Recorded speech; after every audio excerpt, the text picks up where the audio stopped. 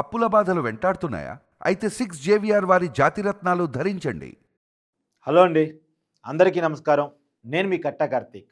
మొత్తానికి యమన్ దేశంలో ఇరక్కపోయినటువంటి ఈ కేరళ నర్సు నిమిషప్రియకి ఉరిశిక్ష తప్పేటట్టు లేదు. జూలై 16వ తారీఖు ఇంకొన్ని రోజుల్లో ఈమెని యమన్ దేశంలో ఉరి తీయబోతా ఉన్నారు. ఈమెని కాపాడటానికి ఉన్నటువంటి ఆప్షన్స్ అన్నీ ఒక్కొక్కటిగా క్లోజ్ అయిపోతూ ఉన్నాయి. ఈమెను ఎట్టి పరిస్థితుల్లో కాపాడాలని కేంద్రం జోక్యం చేసుకోవాలని, విదేశాంగ శాఖ ద్వారా దౌత్య సంబంధాలతో ఈమెను ఎట్టి పరిస్థితుల్లో ఇండియాకు తిరిగి తీసుకురావాలని, ఈమె ఉరిని ఆపాలని చెప్పేసి మన సుప్రీంకోర్టులో అనేక పిటిషన్లు దాఖలయ్యాయి. ఎట్టి పరిస్థితుల్లో సుప్రీంకోర్టు ద్వారా కేంద్రానికి ఆదేశాలు జారీ చేయాలని పిటిషన్లు దాఖలయ్యాయి. కానీ ఆ సుప్రీంకోర్టు కేంద్రాన్ని నోటీస్ ఇచ్చింది, కేంద్రం దానికి రిప్లై ఇచ్చింది. ఇలా కేంద్రం తరపున అడ్వకేట్ జనరల్ కోర్టులో పిటిషన్ దాఖలు చేశారు, అంటే అఫిడవిట్ దాఖలు చేశారు. దాంట్లో చాలా క్లియర్గా చెప్పారు, యమన్ దేశంతో కానీ ఆ యమన్ దేశపు రాజధాని సనా నగరంతో కానీ మనకి ఎలాంటి దౌత్య సంబంధాలు లేవు, ఉన్నప్పటికీ చాలా పరిమితంగా ఉన్నాయి.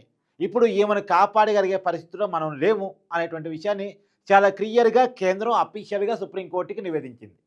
అంటే కేంద్రం నివేదించిన దాని ప్రకారం ఇక ఈ నిమిషప్రియని రక్షించడానికి ఉన్నటువంటి ఆప్షన్ దాదాపు క్లోజ్ అయినట్టే. ఇక కేవలం ఒకే ఒక ఆప్షన్ ఉంది. ఆ ఒక్క ఆప్షన్ ఏంటి అంటే రాజీ పట్టం. ఎవరైతే ఈమె వల్ల చంపబడ్డాడో మెహదీ అనేటువంటి వ్యక్తి, ఆ కుటుంబ సభ్యులతో వీళ్ళ కుటుంబ సభ్యులు రాజీ పట్టం, ఆ బంధువులతో రాజీ పట్టం, ఆ రాజీకాలను ఒప్పుకునేలా చేయటం, దానికి వాళ్ళకి పరిహారం ఇవ్వాలి.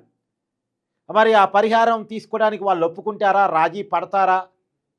ఇక అది మాత్రమే ఆప్షన్. ఇంకొద్ది రోజుల సమయం మాత్రమే ఉంది. ఇప్పుడు ఈ నిమిషప్రియ కుటుంబ సభ్యులు మెహదీ కుటుంబ సభ్యులతో కాంటాక్ట్ అయ్యి వాళ్ళు రాజీకి వచ్చేలా పరిహారాన్ని ఇచ్చి రాజీ కుదుర్చుకొని ఈ నిమిషప్రియని రక్షించుకోవటానికి ఉన్న ఏకైక మార్గం. నిజానికి ఈ నిమిషప్రియ ఏంటి, ఈమె ఎపిసోడ్ ఏంటి, ఎందుకు ఉరిదీస్తున్నారు? 2 రోజుల క్రితం నేను ఒక వీడియో చేశాను, మీరందరూ చూసుంటారు. 2008లో కేరళ రాష్ట్రం నుంచి ఈమె యెమెన్ దేశానికి వెళ్ళారు. ఒక పేద కుటుంబంలో పుట్టారు, ఒక చర్చి సాయంతో చదువుకున్నారు. తన కుటుంబ ఆర్థిక స్తోమత పెంచుకునే తన ఆర్థిక స్థాయిని పెంచుకునే దానికోసం సహజంగా కేరళ రాష్ట్రం నుంచి చాలామంది పశ్చిమాసియా దేశాలకు వలస వెళ్తూ ఉంటారు ఉపాధి మార్గాల కోసం. అందులో భాగంగానే ఈమె కూడా పశ్చిమాసియా దేశం అనేటువంటి యెమెన్ వెళ్ళారు. ఆర్థికంగా ఎదగటం కోసం, అక్కడ సంపాదించుకోవడం కోసం, ఏదో ఒక ఉద్యోగం చేసుకొని సంపాదించుకోవడం దీంతో వెళ్ళారు. యెమెన్ దేశంలో రాజధాని సనా నగరంలో ఒక గవర్నమెంట్ హాస్పిటల్లో నర్సుగా జాయిన్ అయ్యారు. 2008లో వెళ్ళినటువంటి ఈవిడ 2011లో తిరిగి వచ్చారు. కుటుంబం చూసినటువంటి థామస్ అనే వ్యక్తిని పెళ్లి చేసుకున్నారు. మళ్ళా భర్తతో కలిసి మళ్ళా యెమెన్ వెళ్ళారు. వాళ్ళకి ఒక కూతురు కూడా అక్కడే జన్మించింది. కాకపోతే భర్తకి సరైన ఉద్యోగం దొరకలేదు.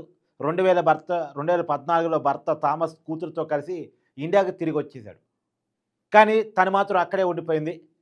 తనకి జాబ్ ఉంది కాబట్టి నేను సంపాదించి మీకు పంపిస్తుంటానని భార్యాభర్తల మీద ఒప్పందం మేరకు భర్త అయితే కేరళ వచ్చేసాడు, తను మాత్రం అక్కడే ఉండిపోయింది. తర్వాత ఇలా సంపాదించేస్తే కుటుంబం గట్టెక్కదని, ఈ జాబ్ చేయడం ద్వారా పెద్దగా ఆదాయం రావట్లేదని భావించినటువంటి ఈవిడ సొంతంగా క్లినిక్ పెట్టుకోవాలని అనుకుంది. అయితే సొంతంగా క్లినిక్ పెట్టుకోవాలంటే యెమెన్లో ఉన్న చట్టాలు ఒప్పుకోవు.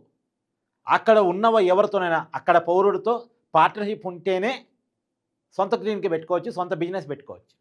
సో అక్కడ పరిచయమైనటువంటి మెహదీ అనేటువంటి ఒక బట్టల షాప్లో పనిచేసే వ్యక్తిని పార్ట్నర్గా పెట్టుకొని, ఇన్వెస్ట్మెంట్ మొత్తం కూడా ఏమదే, కేవలం క్లినిక్ పెట్టాలంటే ఎవరో ఒకరు అక్కడ దేశస్తులు పార్ట్నర్గా ఉన్నారు కాబట్టి అతన్ని పార్ట్నర్గా పెట్టుకుంది. ఇన్వెస్ట్మెంట్ ఏమో భర్తదే. వీళ్ళు లోన్ తీసుకొని ఇన్వెస్ట్మెంట్ పెట్టారంట, కానీ పార్ట్నర్గా మాత్రం అతన్ని పెట్టుకున్నారట. ఎదుగు అక్కడ దేశస్తుడు పార్ట్నర్గా ఉంటేనే క్లినిక్ పర్మిషన్ వస్తుంది కాబట్టి, బిజినెస్ పర్మిషన్ వస్తుంది కాబట్టి అతను పార్ట్నర్గా పెట్టుకున్నారు. క్లినిక్ 2015లో పెట్టారు, బాగానే క్లిక్ అయింది.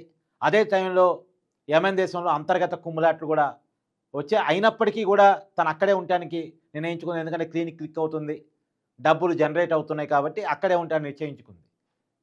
అయితే పరిస్థితులను అడ్వాంటేజ్గా తీసుకున్నటువంటి అతను అమ్మేది ఈమె మీద పెత్తనం సాగించడం స్టార్ట్ చేశాడు. ఆ క్లినిక్కి వస్తున్నటువంటి డబ్బులు మొత్తం కూడా లాగేసుకునేవాడంట. చివరికి ఈమె పాస్పోర్ట్ కూడా లాగేసుకున్నాడట. ఏమని తన భార్య అని చెప్పేసి అక్కడ ఉన్న వాళ్ళకి చెప్పుకునేవాడంట. అతను వేధింపులు తాళలేక అక్కడ లోకల్ పోలీస్ స్టేషన్లో ఏం కంప్లైంట్ కూడా చేసిందంట. కాకపోతే దేశం కాని దేశం కాబట్టి అక్కడ అధికారులు అతనికే సపోర్ట్ చేశారట. ఇక గత్యంతరం లేక అతనికి మత్తు మందిచ్చి అతని దగ్గర ఉన్న తన పాస్‌పోర్ట్‌లు లాక్కొని ఏదో రకంగా ఇది ఆ దేశం నుంచి పారిపోయి రావాలని అనుకున్న ఉద్దేశంతోటి అతనికి మత్తు మందిచ్చిందంట. నర్స్ గదా! కొంత ఐడియా ఉంటది. మత్తు మందిచ్చిందంట. అయితే ఆ మత్తు మందు డోస్ ఎక్కువ కావటం ఫలితంగా అతను చనిపోయాడు. చనిపోయిన విషయాన్ని గమనించిన ఈవిడ ఏం చేయాలో అర్థం గాక ఈమెకున్నటువంటి స్నేహితురాలతో కలిసి దొరకకుండా ఉండాలని బాడీని ముక్కలుగా చేసి వాటర్ ట్యాంకర్‌లో పడేశారు. కానీ విషయం బయటకు పొక్కింది. అక్కడ అధికారులు ఈమెను అరెస్ట్ చేయాలని చూశారు. ఈమె పారిపోయింది. పారిపోతే సౌదీ అరేబియా బోర్డర్‌లో ఈమెను పట్టుకున్నారట. 1 హత్య చేయటం, 2 చట్టానికి దొరకకుండా పారిపోవాలని చూడటం. ఇయన్నీ రకరకాల కారణాల చేత 2018లో అక్కడ లోకల్ కోర్టు ఫస్టు ఈమెకి ఉరిశిక్ష విధించింది. తర్వాత మళ్ళా రీఅప్లై చేసుకుంది. ఎందుకంటే అరబిక్‌లో జరిగింది మొత్తం కూడా ఆర్గ్యుమెంట్సు. ఇంకా అర్థం కాని భాష. ఈమెకి న్యాయ సహాయం చేసేవాళ్ళు కూడా లేరు అనే కారణం చేత మళ్ళా కూడా రీఅపీల్ చేసుకున్నారు. కానీ 2020లో మళ్ళా కూడా ఉరిశిక్ష విధించింది. తర్వాత సుభాష్ చంద్రన్ అనేటువంటి ఒక వ్యక్తి అక్కడ యెమెన్ దేశంలో సుప్రీంకోర్టులో కూడా అప్రోచ్ అయ్యారు. సుప్రీంకోర్టు కూడా 2023లో ఫైనల్‌గా ఉరిశిక్షనే సమర్థించింది. ఇక ఆప్షన్స్ అన్నీ క్లోజ్ అయ్యాయి. ఉరిశిక్ష ఫైనల్ అయిపోయింది. ఇక ఉన్నటువంటి ఆప్షన్స్ ఇస్లామిక్ చట్టాల ప్రకారం ఈ చనిపోయినటువంటి మెహదీ అనేటువంటి వ్యక్తి ఎవరైతే ఉన్నారో వాళ్ళ కుటుంబ సభ్యులు రాజీ పడితే ఈ కేసు ఉరిశిక్ష ఆగిపోతుంది. లేదు అంటే కేంద్రం ఏదో ఒక ప్రయత్నాల ద్వారా అక్కడ అధికారులతో అక్కడ ప్రభుత్వాలతో మాట్లాడి ఈమెను విడిపించుకొని రావాలి. కానీ నిజానికి యెమెన్ దేశంలో ఉన్న ప్రత్యేక పరిస్థితి ఏంటంటే ఆ దేశంలో అధికారంలో ఉన్నది ఒక ప్రభుత్వం, సనా నగరం మీద అధికారం ఉన్నది మరొక ప్రభుత్వం. మీకు అదేందని అనుమానం రావచ్చు. ఆ దేశంలో ఆ దేశ పరిస్థితులు అలా ఉన్నాయి. నిజానికి అక్కడ అధికారంలో ఉన్న పార్టీకి అక్కడ రాజధాని నగరం మీద గ్రిప్ లేదు.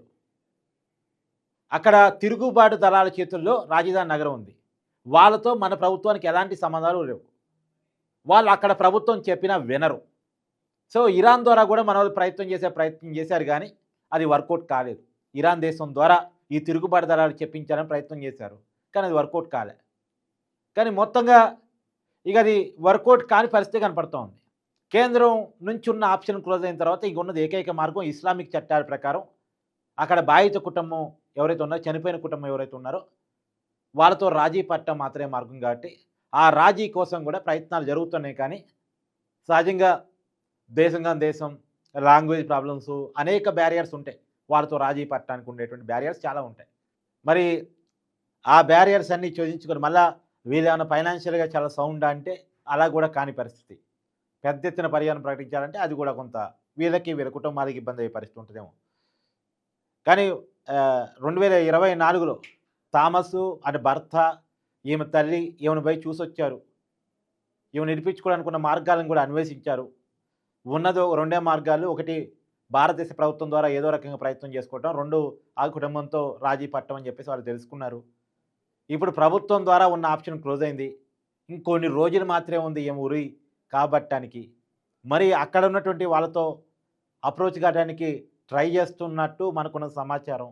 కానీ ట్రై చేసినా సరే ఏ మేరకు వర్కౌట్ అవుద్ది అనేది చాలా పెద్ద ప్రశ్న. ఏది ఏమైనా జూలై 16వ తారీఖు ఈమె ఉరి జరగబోతుంది అనేటువంటిది మనకు అర్థమవుతున్న విషయం. మరి ఆగాలని ఉన్న అవకాశం సద్వినియోగం కావాలని మనమైతే కోరుకుందాం.